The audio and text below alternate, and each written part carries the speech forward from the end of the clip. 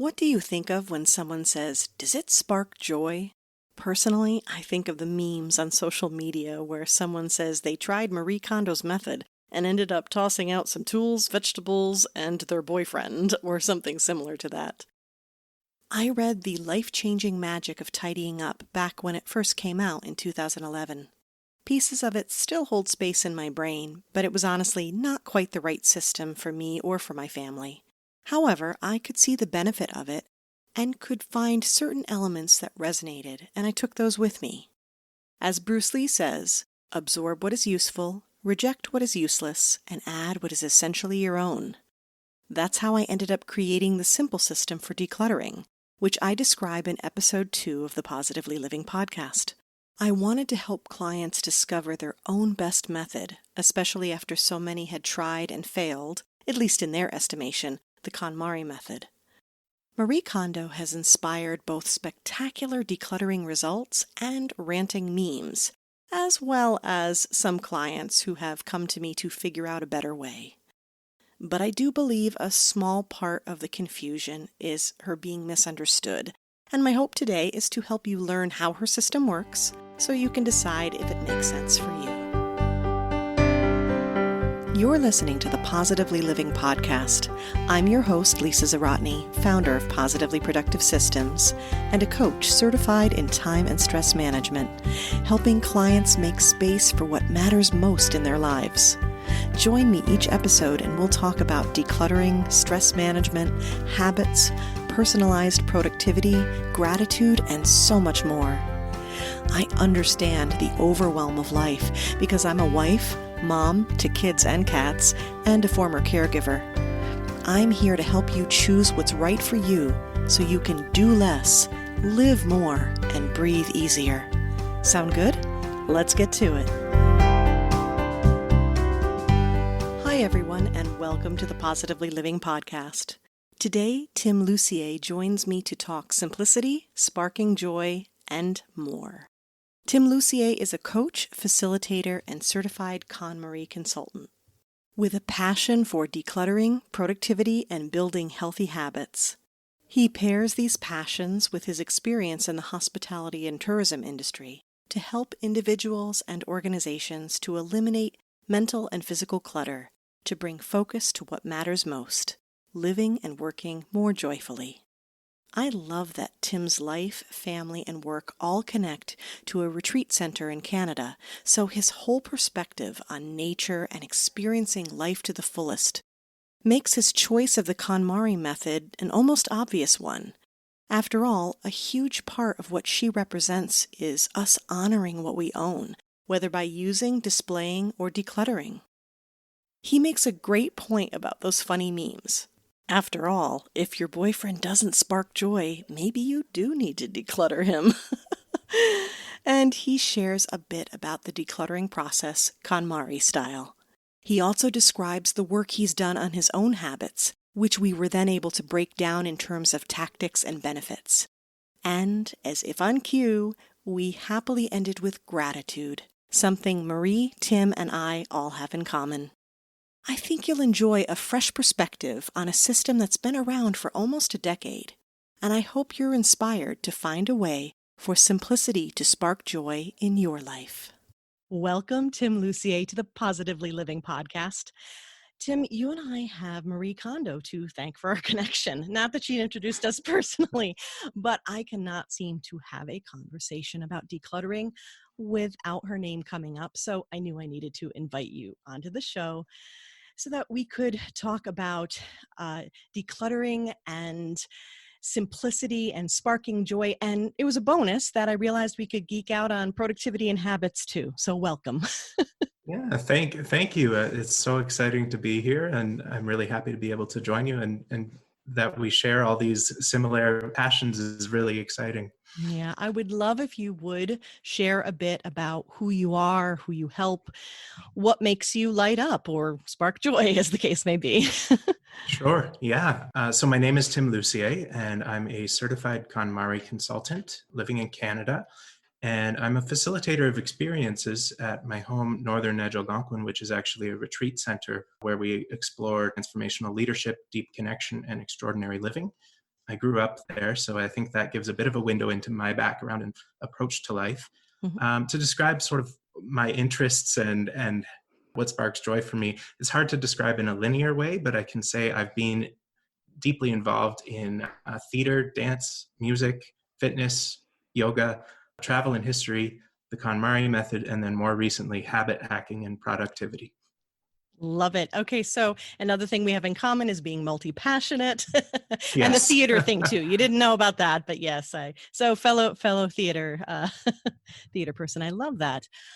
There are so many things that you are passionate about that I love the juxtaposition of that and this idea of really appreciating simplicity. So I think that's something that we can explore as we're talking. But let's start with Marie Kondo, because that is definitely, the first connection that we had and something I'd love to get Mhm. into. And could you share your story, please, about discovering her and becoming certified? Absolutely. I think my route was a little bit different. I think you hear from a lot of consultants that they were the people that this method was designed for, and through going through that process, they really took to it. Hmm. For me, I actually came from just knowing that I loved to organize things and loving organizing books or the Tupperware drawer. And I decided about 2 or 3 years ago that I'd like to make a go at giving professional organizing a try. I thought that was sort of the route. And very quickly, I thought, let's look up some reading material on minimalism or decluttering. And of course, The Life Changing Magic of Tidying Up by Marie Kondo is the quintessential resource on the topic these days. Hmm. So that was the first book I read, and I just immediately resonated with everything she was saying. She talks a lot about almost personifying objects and showing gratitude to them is a really big piece. Learning to treat everything with respect. And a lot of that just really spoke to me. So I immediately resonated, went through my whole home, applied the whole method, knew it was a fit for me. And then shortly after, I decided to pursue certification. Wonderful. That was one of my questions too, was how it resonated. And I have to say that I can't believe actually the book itself, we're talking 2011, so it's been a while that it's been out, but of course there've been different iterations, and then, she had her series on TV, and it continues to become bigger than life. But when I originally read it, I remember appreciating those similar things, and at the time I was sort of growing into gratitude, if you will. What was it about? Did it have something to do with your training or background? Or I don't want to put words in your mouth. I know for myself, I've always had an appreciation for Eastern philosophies and things like that. What was it that resonated so much or made that connection for you?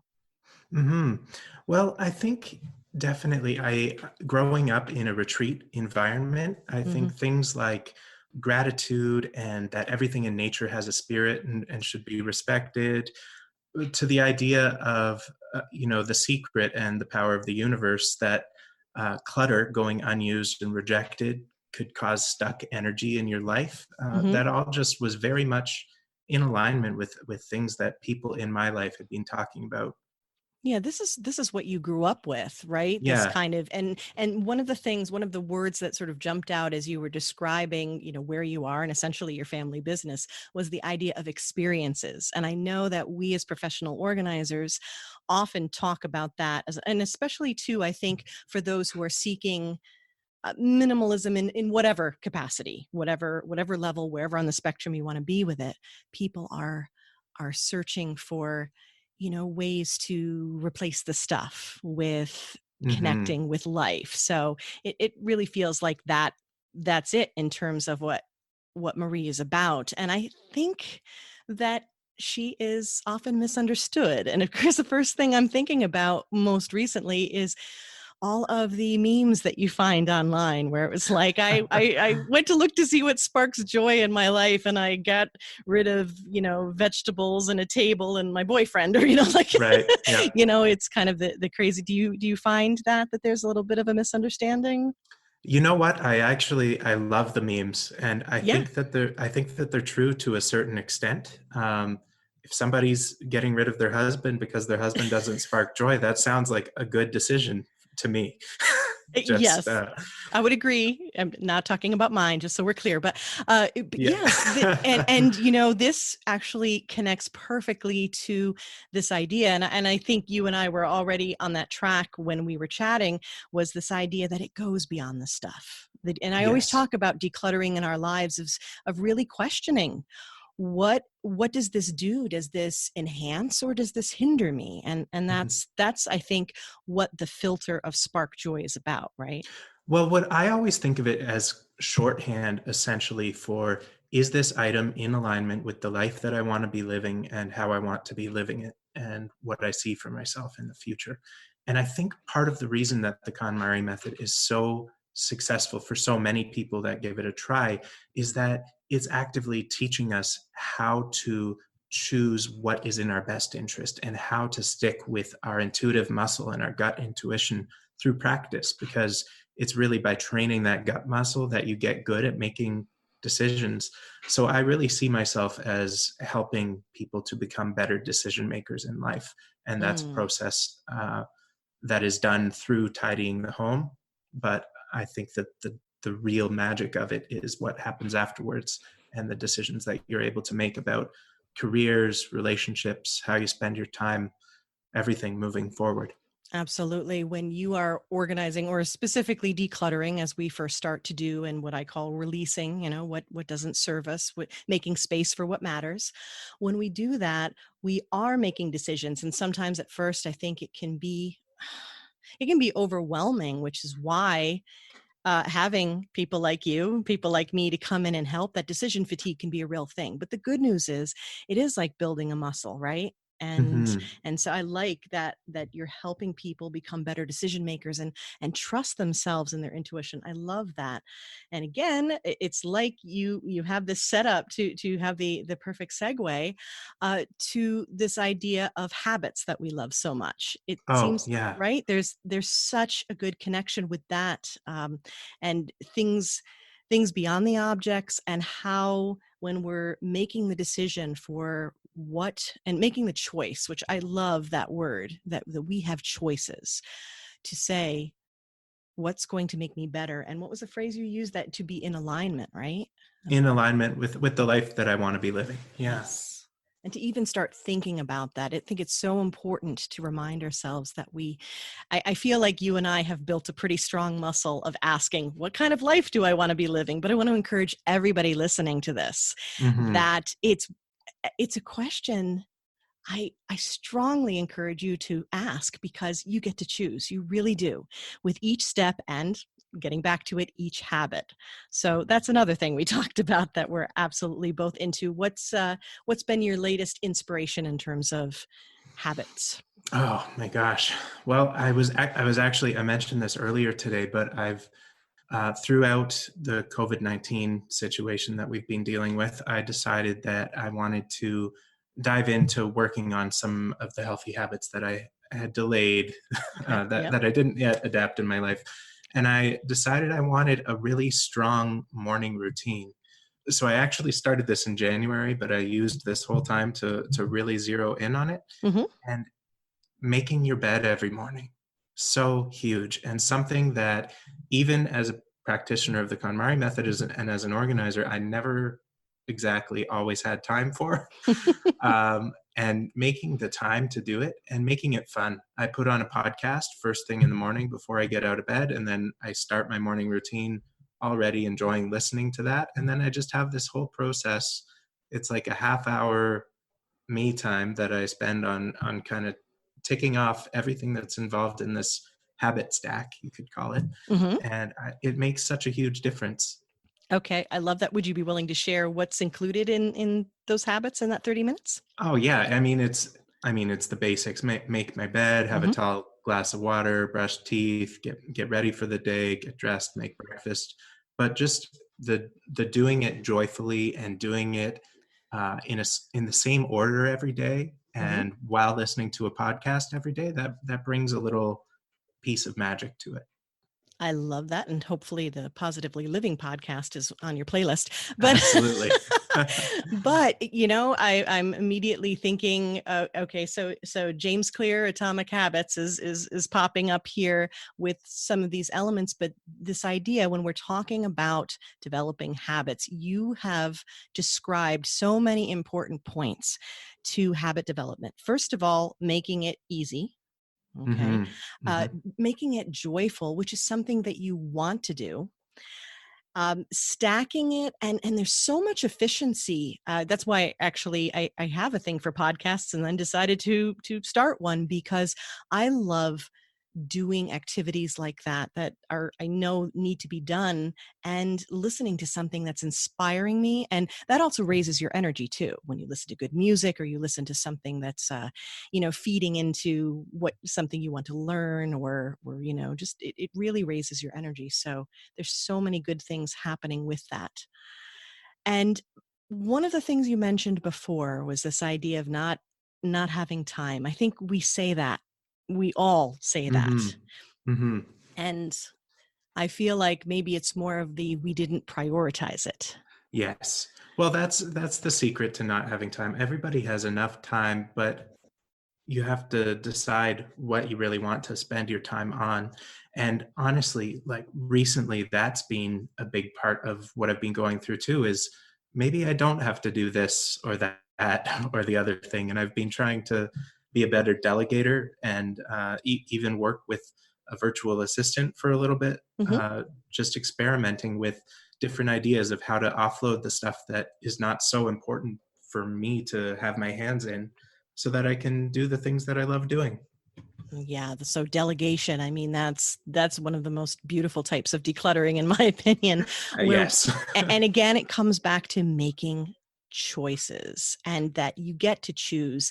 And I've had this conversation multiple times in this past week, so it's very I'm like all kinds of excited about it, because it's a beautiful thing to stop and think you have a choice, and to say, okay, well, my favorite phrase, I might as well bring it up right now, is looking at things on your to-do list, things that are taking your time and your energy, and looking at them and saying, well, first of all, making sure they need to be done, truly, Mhm. being very, Mhm. very clear about that. But then, if in fact you believe that they do, asking the question, how can it get done? Mm.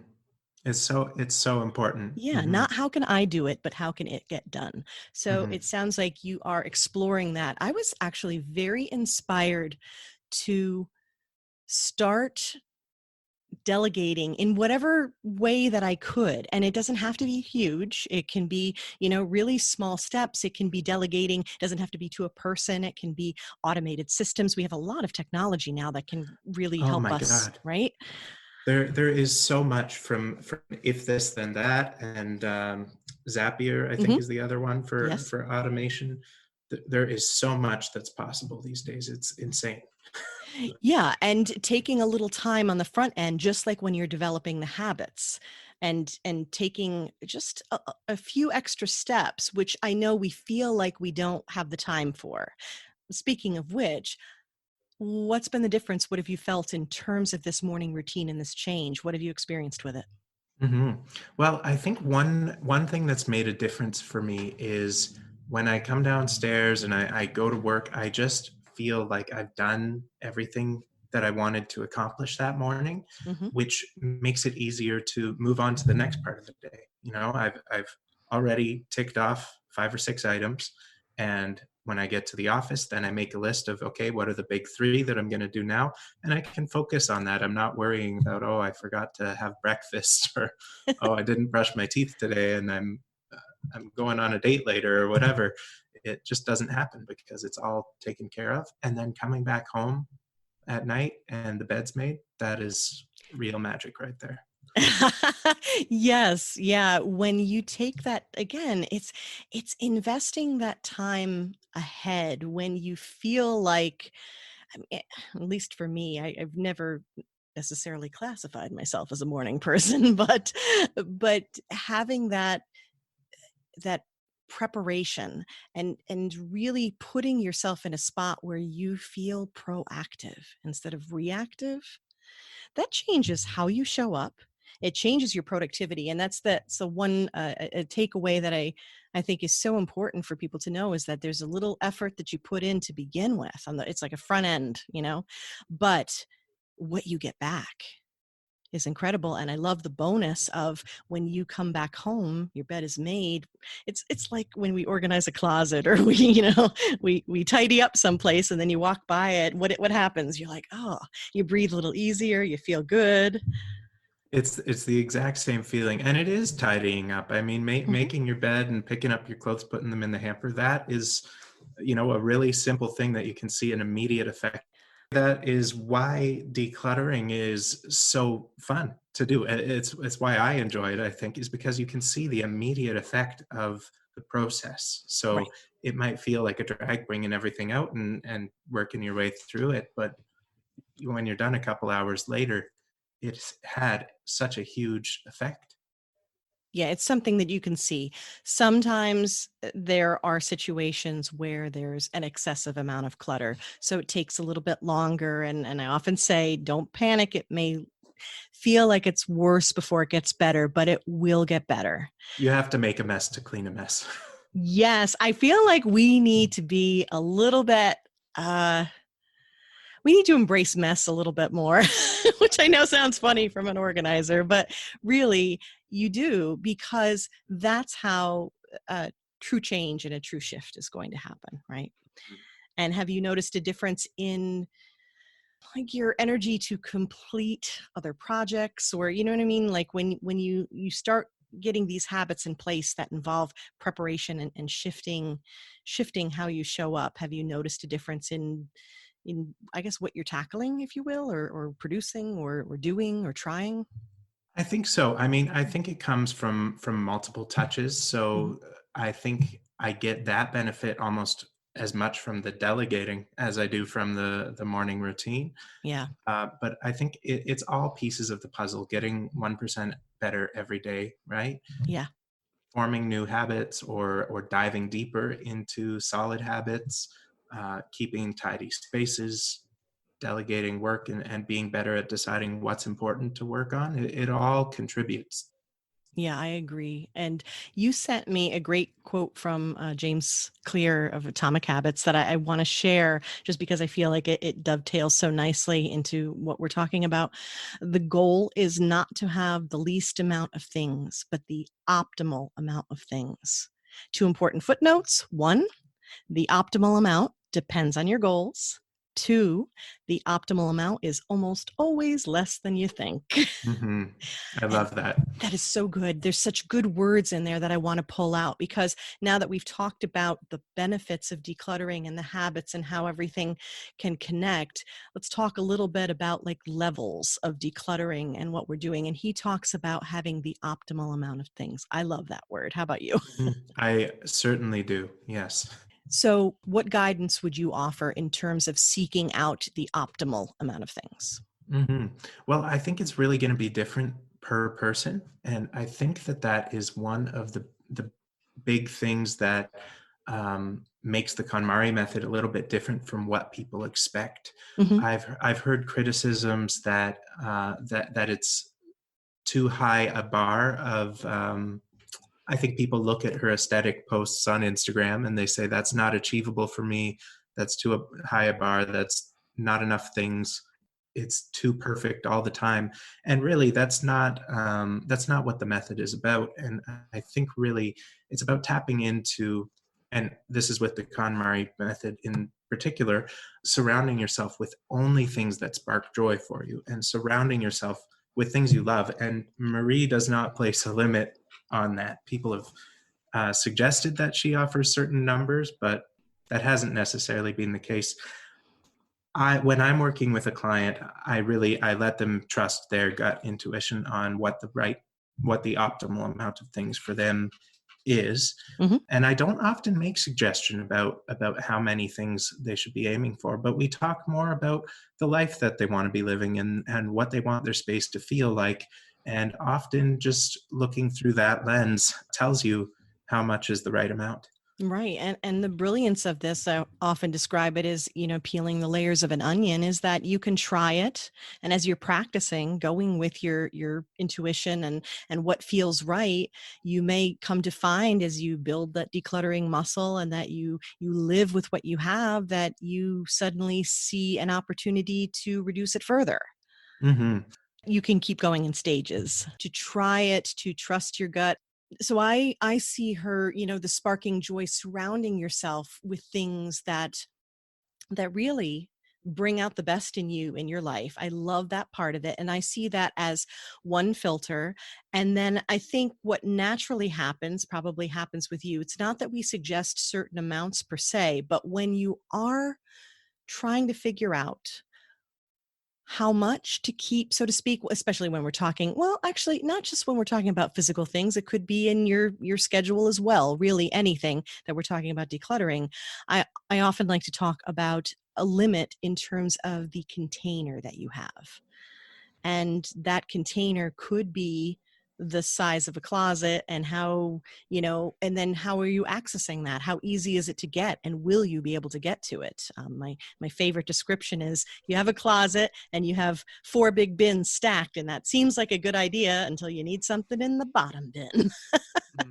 And then you have to take everything out, and then you get the thing out of the bottom bin, put everything back, you're good, until you have to put that thing back in the bottom bin. Yeah. So it's, yeah, you have to ask yourself, is this how I want to live? Right. Working within the space is really a really wonderful way of being able to tell how much is optimal, and having that conversation a lot with clients. I think it happens particularly a lot with the clothing category. Hmm. And I think sometimes when I'm working with the client, we take all the clothes at the same time and pile them all on the bed and try to work through that all in one session. And post deciding what sparks joy and offering gratitude to the things that don't and moving them on, we then learn the folding method and begin to fold everything and put it away. And sometimes it's in that stage when clients realize, oh, I have a lot of things to fold today. Maybe I should let go of this and that and that, and then we can fit them in the drawers better. But definitely working with the space. We were saying earlier about trimming things down further after going through a decluttering process. And Hmm. a great example I could use is my books. I decluttered my books before discovering the KonMari method, because I had actually recently, at that point, I had gotten a Kindle and I decided I was going to go fairly digital and I Hmm. just wanted to keep my favorite books. So I decluttered half of my books and I had a lot. And then after that, I discovered the KonMari method and I went through again with the Spark Joy lens, and it changed things once again.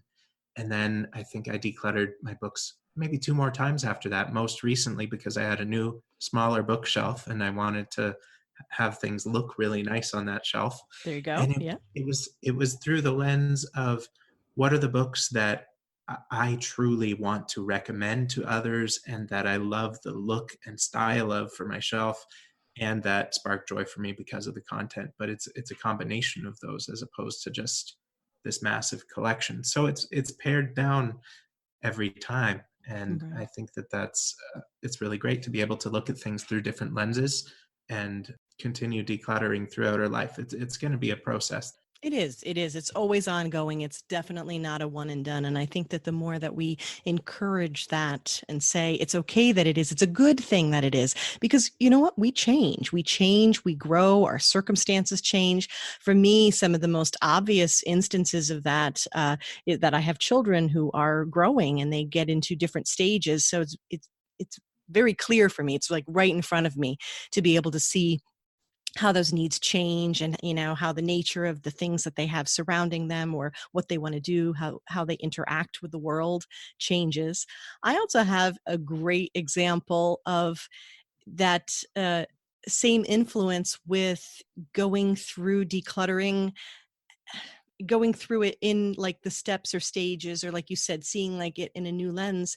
My family downsized a year ago, considerably downsized from like a big house to sharing a smaller house. Mm, And I love the t-shirt folding technique for my husband's t-shirts. He has a lot of graphic t-shirts, and he was inspired once we had, a dedicated drawer. Again, it was that container and that limit. It was like, oh, I need to go through these and release some of them so that we can maximize, this fantastic folding technique, which, by the way, I'm sure you probably have videos of that, right? Or videos that you can point to, right? yes, yes. I think actually Marie Kondo did recently do a really great YouTube video on it, and I'd like to see one of you doing it. I have not yet, but I've been meaning to produce that. I've been on TikTok lately, so maybe that'll be the place for it. Sweet. But Okay, good. it's really, really such a great folding method. Just It the is. idea that you can open up a drawer and see every single one of your shirts right there and be able to pick the exact color and the one that you're looking for without having to dig through anything. Yeah, It's I really mean, phenomenal. it's a random offshoot to mention this, but I have to say for graphic tees, it's fantastic because it's very obvious. It's like, okay, then I want the Disney one or I want the whatever, and it's you can pick it so fast. So all Hmm. right, as we head toward wrapping this up, the one thing that I want to bring up again, because you did mention it, and I know it's something else that we have in common, and it's self-serving in the best way for me, is to bring up the idea when we're honoring what we have to incorporate gratitude. So, do you have a gratitude practice? Yeah, I do. I mean, I always say start with gratitude and end with gratitude. Mm, And gratitude, Marie Kondo says, is a really great way of letting go. So it makes it easier to release the items that we're choosing to release when we yeah. express gratitude for them. Whether it's, thank you for looking so great on me before, or thank you for being my favorite shirt before I spilled sauce on you, or thank you for showing me what does not suit me because I thought that you would suit me and then I tried you on and thank you, we're done. Right. Whatever it is, Bye bye. I think there's so much room for gratitude in that context, but also to a larger context. It's important to be thankful in our relationships and with our experiences that we undertake. And I think when you look at life through the lens of gratitude, it can really shift the paradigm of how you feel about what you're going through. Oh, absolutely. I mean, I'm biased toward gratitude for obvious reasons, having the gratitude group that I do, and just knowing how much it healed and transformed me. And it really does. It changes the pathways of our brains. It makes it easier for us to find more things to be grateful for. And I like that you said to start with gratitude and end with gratitude, in that when we are in that space of gratitude, I believe that we feel an abundance. And I think when you feel abundance, when you don't have like that feeling of scarcity or lack mentality, it's easier to release things and trust that if you are releasing something, let's say that you thought you might need, that it will come back to you.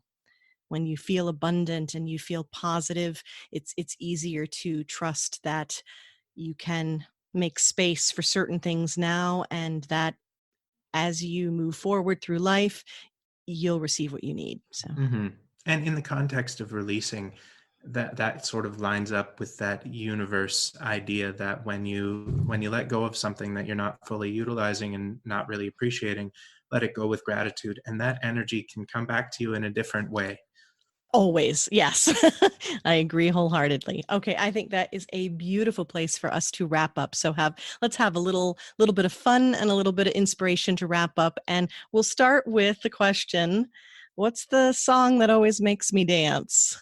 Well, it's a funny one. I will dance to pretty much any music that's playing, Sweet. but lately it's been a song called "Toy" by Netta. It's a bop. Awesome. I love this question so much because there's not a duplicate yet. Okay, and how about the quote or mantra that I share most often or am most inspired by is? Yeah, my mantra is dream it, live it. Pretty simple. I love it. Yeah. Dream it, live it. And let's end with gratitude. What or whom are you most grateful for today, Tim? I would say I'm really grateful for the summer days that we're experiencing, and Mm, I'm really grateful for music right now. yes. Yeah. And again, because that raises our energy and I don't know, it makes me so happy. And I am grateful for you. I'm grateful that you came here to share your wisdom and your perspective, that you were willing to clarify and just talk this out, because really I wanted to honor Marie, and I wanted to honor you and what you bring to the world. So please tell us where we can find you online if we want Oh, to be in sure. touch or follow you on TikTok and learn how to fold shirts wherever you'd like us to follow you. Well, thank you so much. Well, my website is tidytim.ca, and that's also the name of me on most social media. So at symbol tidytim.ca Okay. on Instagram, Facebook, and at my website, actually, if folks are looking for checklists for the KonMari method, I have some free checklists that I've created on there that are really helpful in breaking down the larger categories into some universal subcategories so that it can become easy to separate the work and not feel overwhelmed with how much stuff you have undergoing the process. So if you're going through that process, please do visit my website and grab that free checklist. Oh, fantastic. Okay, good. I will make sure to have all the links to connect with Tim in the show notes, so look for them there. So thank you so much for joining me and for shining your light in this world and sharing it with us. Oh, thank you for having me. It's been a pleasure. The process of assessing how you feel about the things you own, identifying those that have fulfilled their purpose, expressing your gratitude, and bidding them farewell, is really about examining your inner self, a rite of passage to a new life. Marie Kondo. Thank you for joining me on the Positively Living podcast. Your time is precious, and I'm honored you chose to spend it with me. If you'd like more information on today's show, you can find a link to the show notes on positivelyproductive.com/podcast. If you found value in this show, please click subscribe, and even better, give a quick review on iTunes. It supports me and will help others find the show. If you'd like more positive content, come join me on social media. Positively Productive on Facebook and positively_Lisa on Instagram. Get ready for kids, cats, and all my quirky humor over there. I look forward to having you join me next episode. Until then, keep it positive and keep making space for what matters most.